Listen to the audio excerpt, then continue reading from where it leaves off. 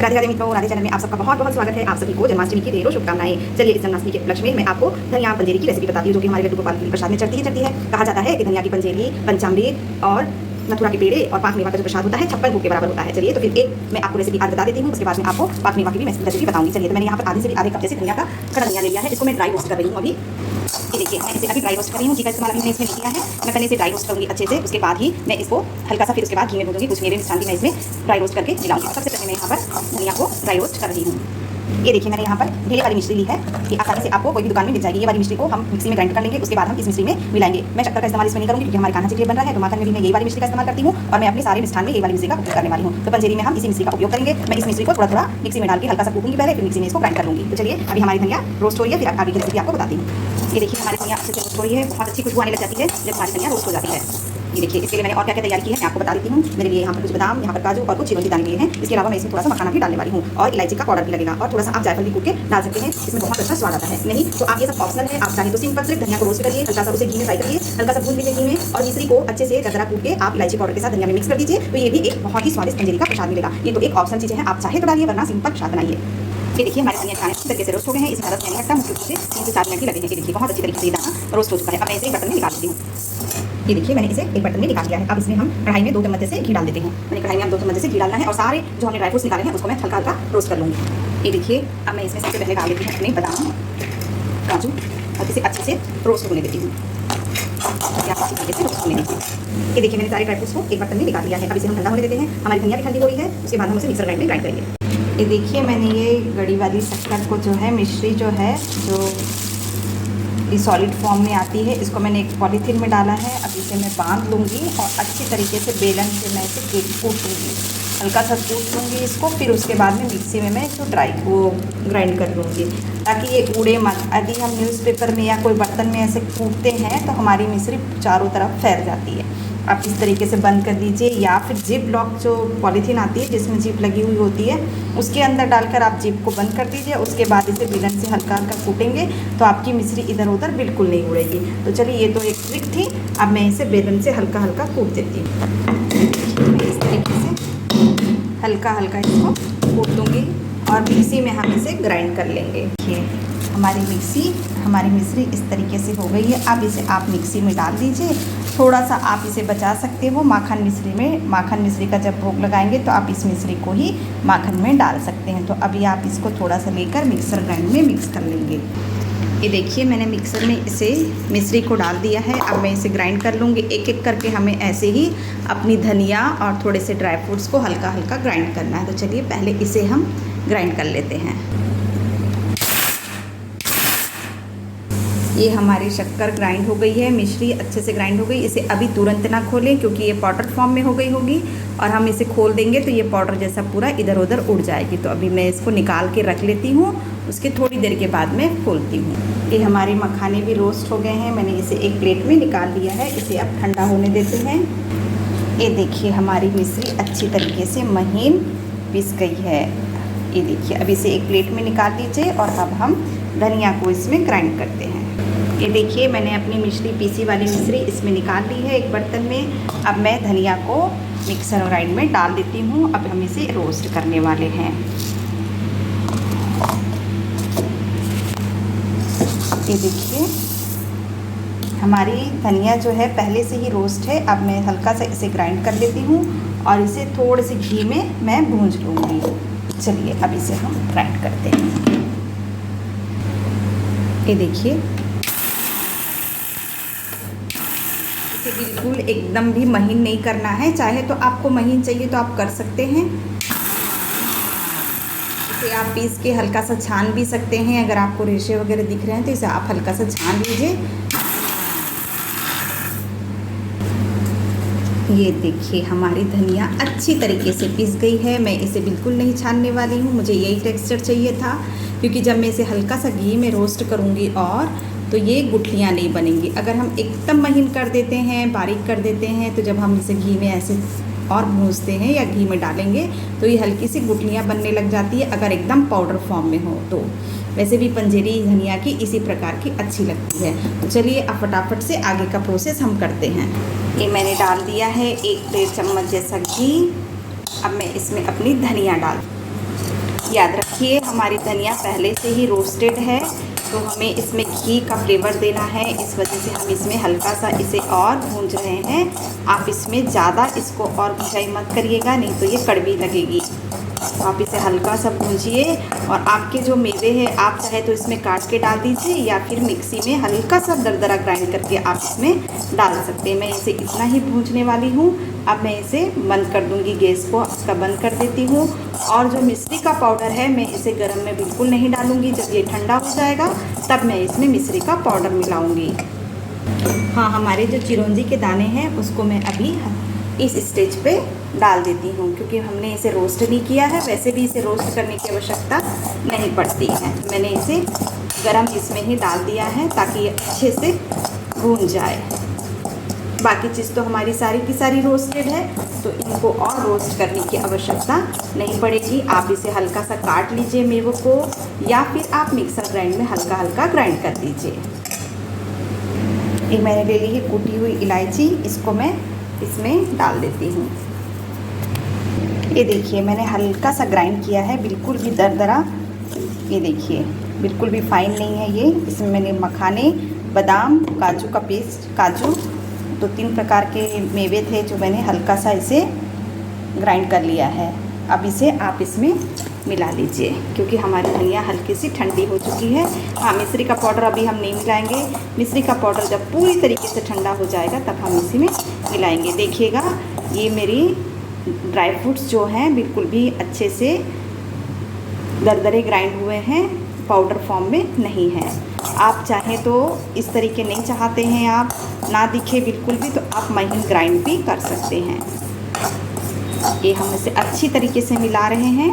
इसमें मैंने इलायची का पाउडर भी डाल दिया है। अब इसमें जब ये ठंडा हो जाए तब हम इसमें मिश्री का पाउडर मिला लेंगे। ये देखिए हमारा धनिया का जो मिश्रण है वो ठंडा होने चला है। मैंने आपको पहले ही बताया कि इस बार मैं आपको 2 रेसिपी बताने वाली हूँ, तो मैंने ड्राई फ्रूट्स थोड़े से ज़्यादा ही भूंज लिए थे घी में, जैसे कि मखाना, काजू और बादाम।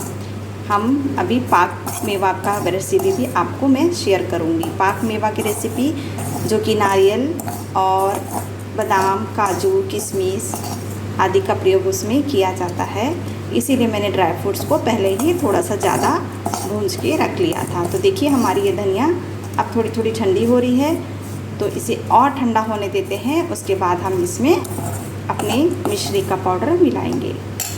ये देखिए हमारी धनिया पूरी तरीके से ठंडी हो गई है। अब ये देखिए मैं इसे छू पा रही हूँ और इतनी अच्छी खुशबू आ रही है, ये पूरा किचन महक से भर गया। अब मैं इसमें मिश्री का पाउडर अपना मिला देती हूँ।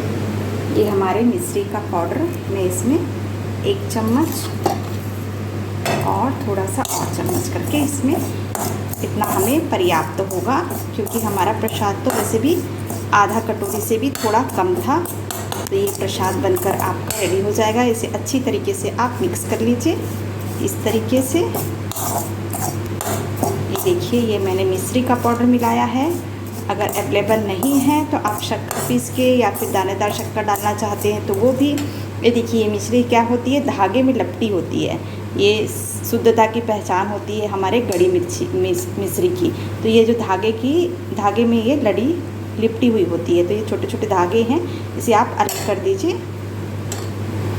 ये देखिए ये मिश्री इसी में लपटी होती है। जो गाढ़ी वाली मिश्री होती है, ढेले वाली मिश्री होती है, वो ऐसी ही धागों में लपटी हुई आती है। तो ये हमने मिश्री का पाउडर भी मिला लिया है और इसमें कुछ ड्राई फ्रूट्स डाल दिए हैं, और हमारी धनिया की खुशबू से हमारी रसोई पूरी तरीके से महक गई है। ये देखिए हमारा ये धनिया की पंजेरी पूरी तरीके से रेडी हो गई है। तो ये धनिया की पंजेरी को हम निकाल लेते हैं एक दूसरे बर्तन में, और उसके बाद बनाते हैं हम दूसरी रेसिपी जो मैंने आपको बताऊंगी करके बोला था। उसका आगे का प्रोसेस हम जानते हैं। चलिए अब मैं इसे एक बर्तन में निकाल देती हूँ। ये देखिए हमारा धनिया का पंजेरी का प्रसाद पूरी तरीके से रेडी हो चुका है। आप बढ़िया से बनाइए। और इसके बाद हम जानने वाले हैं पाक मेवा की रेसिपी। पाक मेवा बर्फ़ी की रेसिपी, या फिर आप बर्फ़ी बना लीजिए या फिर उसके लड्डू बना लीजिए, जो कि हमारे लड्डू गोपाल जी को चढ़ते ही हैं। जैसे कि पंजेरी हो गया, पाक मेवा का प्रसाद हो गया, और मथुरा के पेड़े हो गए, और हो गया पंचमेवा, और हो गया पंचामृत। ये सारी चीज़ें जो होती हैं, यदि हम इनका भोग लगा लें तो कहते हैं कि हमें 56 भोग के बराबर फल मिलता है। एक रेसिपी तो मैंने आपको बता दी है। ये देखिए हमारी पंजेरी का प्रसाद तैयार है। अच्छा, एक और चीज़ जिसके बगैर तो प्रसाद अधूरा ही है, वो है हमारी तुलसी जी। तुलसी जी तो हमारे कान्हा जी को अत्यंत प्रिय है, और उसके बगैर कोई भी प्रसाद वो ग्रहण नहीं करते हैं। तो हमारी पंजेरी में तुलसी जी का मिलाइए, और उसके बाद हम श्री कान्हा जी को अपना ये भोग अर्पण करेंगे। तो चलिए, हमारा ये धनिया की पंजेरी पूरी तरीके से रेडी हो गई है प्रसाद के लिए। अब हम पाक मेवा का रेसिपी जान लेते हैं। उसके लिए मैंने ड्राई फ्रूट्स आदि पहले ही रोस्ट करके रख लिए हैं। हमें चाहिए अब नारियल। देखिए, मैंने पाक मेवा के लिए कुछ गोंद भी घी में फ्राई करके रख लिया है। इसको मैंने मिक्सर ग्राइंड में ग्राइंड नहीं किया है, क्योंकि ये बहुत ही ज़्यादा बारीक हो जाते हैं। तो मैं इसे ग्लास या कटोरी से ऐसे दबा के हल्का हल्का ग्राइंड कर लूँगी। ये देखिए, गोंद को मैंने ये प्लेट की सहायता से इस तरीके से बारीक बारीक कर लिया है। इसको ग्राइंड करने की बिल्कुल ज़रूरत नहीं है, आसानी से चूरा हो जाता है। इसको हम प्लेट या कटोरी की सहायता से ऐसे ग्राइंड कर लेंगे। ये देखिए, मैंने ये नारियल को ग्रेट कर लिया है। इसी में मैंने 2 इलायची मिलाई थी। मैंने मिक्सर ग्राइंड में नारियल को ग्रेट किया है, चाहे तो आप ग्रेटर से ग्रेट कर सकते हैं। मैंने 2 इलायची इसी में मिला ली थी, और थोड़ा सा जायफल भी पीस लिया है। तो ये मेरा नारियल का चूरा तैयार हो गया है। आप चाहे तो डेसिकेटेड नारियल भी इसमें ले सकते हैं। अब चलिए, मैं इसे हल्का सा कढ़ाई में डाल के भूंज लूँगी। ये देखिए, मैंने सारा नारियल अब इस कढ़ाई में ट्रांसफ़र कर दिया है। इसमें मैंने घी तेल कुछ भी नहीं डाला है, क्योंकि ये खुद ही तेल रिलीज़ करता है नारियल। तो मैं इसे ऐसे ही ड्राई रोस्ट कर लेती हूँ थोड़ा सा। अब इसके लिए हम, या तो आप इसे गुड़ में भी बना सकते हैं, या तो आप इसे शक्कर में भी बना सकते हैं। तो अब चलिए, इसको हल्का हल्का हम सेक लेते हैं। ज़्यादा नहीं सेकेंगे, क्योंकि ये ड्राई नारियल था। तो इसे हल्का हल्का हम अच्छे से सेक लेते हैं। ये देखिए, हल्का हल्का ऐसे ड्राई रोस्ट हम इसे कर लेंगे। लगभग ये हो चुकी है, अपना कलर चेंज करने लग गई है ये। अब हम इसे थोड़ी देर और रख के फिर हम गैस का फ्लेम बंद कर देंगे। ये देखिए, हमारा नारियल का खोपरा का चूरा बिल्कुल पूरी तरीके से सीख गया है। इसने अपना कलर भी चेंज कर लिया है। ये देखिए, अब मैंने गैस का फ्लेम पूरी तरीके से बंद कर दिया है। ये हमारे मेवे का मिक्स है, जिसमें बादाम, काजू, गोंद और मखाना, जिसे मैंने हल्का हल्का दरदरा ग्राइंड कर लिया। इसको मैंने आपस में मिक्स कर लिया है। ये सारा मिश्रण मैं अब अपने नारियल वाले मिश्रण में डाल देने वाली हूँ। आप थोड़ा थोड़ा करके इसमें अच्छे से मिक्स करते जाइए। ये देखिए, मैंने सारा मिश्रण एक साथ मिक्स कर दिया है। अब बारी आती है इसमें पाक मिलाने की। तो चलिए, हमने इसमें एक बात देखी कि किसी भी चीज़ को हमने माप के नहीं ली। ना तो ड्राई फ्रूट्स मापे हैं, ना तो नारियल मापा है। अपने अनुसार आप इसे ले सकते हैं और इस तरीके से बना सकते हैं। अब एक नॉर्मल सी कटोरी या फिर कप लेकर अब इसे हल्का सा हम नाप लेते हैं, और नापने के बाद उससे आधा गुड़ या शक्कर का पाक बनाकर हम इसमें डालेंगे। ये देखिए, जैसे इस तरीके से मैं इसे नाप लेती हूँ। ये देखिए, टोटल मिला के 4 कप जैसे है। तो मैं इसी कप से इसका आधा, मतलब कि 2 कप गुड़ लेकर हम इसका पाक बनाएंगे। आधा कप जैसे पानी डालेंगे और 2 कप जैसे गुड़ डालेंगे। गुड़ को थोड़ा सा चूरा करके मैं इसका पाक बनाना आपको बताती हूँ। ये देखिए, मैंने 2 कप जैसे यहाँ पर गुड़ ले लिया था, और इसमें थोड़ा सा पानी मिला लिया है, ताकि ये अच्छी तरीके से गल जाए। हमें इसका किसी तरीके से पाक नहीं बनाना है, बस ये हल्का सा पिघल जाए गुड़। फिर मैं आपको बताती हूँ कि किस तरीके से हम इसका सॉल्यूशन बनाएंगे। चाहे तो आप शक्कर का भी इसी तरीके से आधी मात्रा में शक्कर लें। जितना नाप आपका मिश्रण का है, उससे आधा आप शक्कर या गुड़ लेंगे, तो ना तो ज़्यादा आपको एकदम से मीठा लगेगा और ना ही फीका रहेगा। बिल्कुल अच्छी मात्रा में आपका पाक मेवा बनकर तैयार होगा। तो ये गुड़ गल जाए, फिर उसके बाद मैं आपको आगे का प्रोसेस समझाती हूँ। 1 चम्मच जैसा घी मैं इस गुड़ के पाक में जो भी बन रहा है उसमें डाल देती हूँ। इससे इसका टेक्सचर बहुत अच्छा आएगा।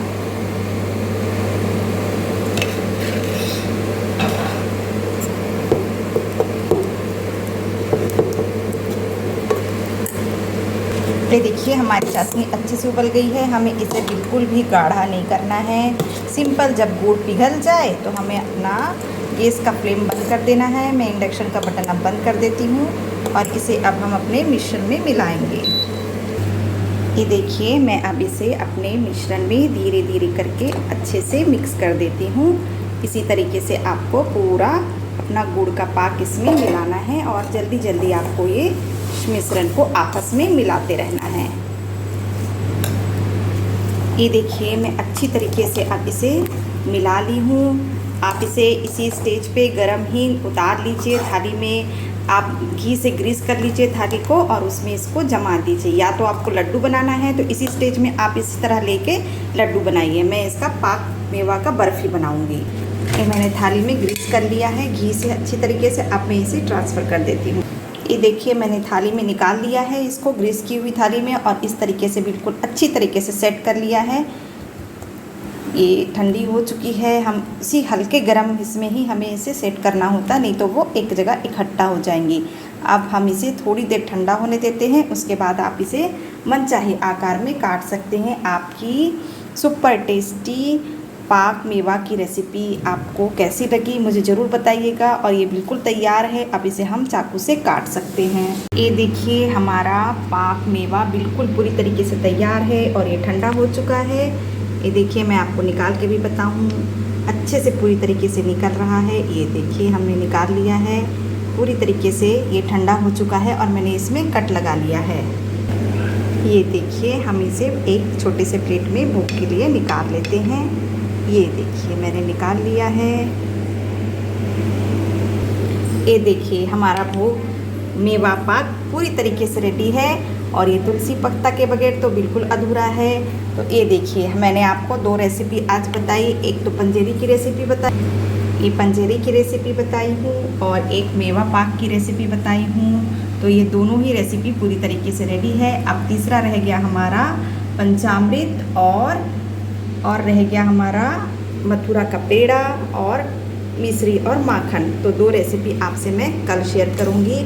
अगर आप ये 5 भोग कान्हा जी को लगाते हैं तो आपके भोग 56 भोग के बराबर कहलाएंगे।